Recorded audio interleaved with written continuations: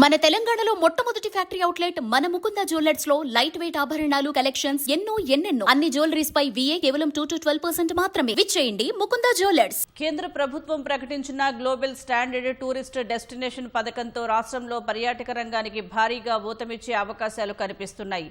ఈ పథకానికి వికారాబాద్, నాగార్జున సాగర్, యాదగిరిగుట్ట ప్రాంతాలను ప్రతిపాదించాలని రాష్ట్ర ప్రభుత్వం నిర్ణయించింది. జూలైలో జరిగే జాతీయ సదస్సులో ఈ ప్రతిపాదనలను సమర్పించనుంది.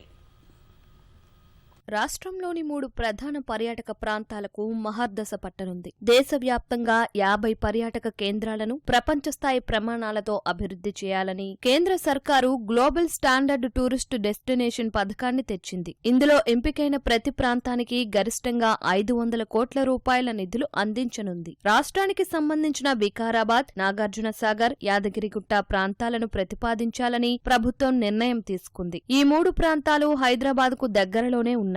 నిర్దేశించిన రోడ్డు సౌకర్యం, పర్యాటక సామర్థ్యం, భవిష్యత్తు పెట్టుబడుల అవకాశాలు ఉన్నవే. హైదరాబాద్ అంతర్జాతీయ విమానాశ్రయం కూడా ఉన్నందున విదేశీ పర్యాటకుల రాకకు సులువుగా ఉంటుంది. ఎంపికయ్యే ప్రతి పర్యాటక ప్రదేశానికి కేంద్రం ఇచ్చే 500 కోట్ల రూపాయలలో 300 కోట్ల రూపాయలు రహదారులు, మంచినీరు, విద్యుత్, మురుగునీటి వ్యవస్థ వంటి మౌలిక సదుపాయాల అభివృద్ధికి ఉపయోగించవచ్చు. మిగతా నిధులను ప్రత్యేక పర్యాటక నిర్వహణ సంస్థ ఏర్పాటుకు, సందర్శకులకు మెరుగైన సేవలు అందించేందుకు ఉపయోగించే అవకాశముందని టూరిజం కార్పొరేషన్ ఎండీ గౌతమి తెలిపారు.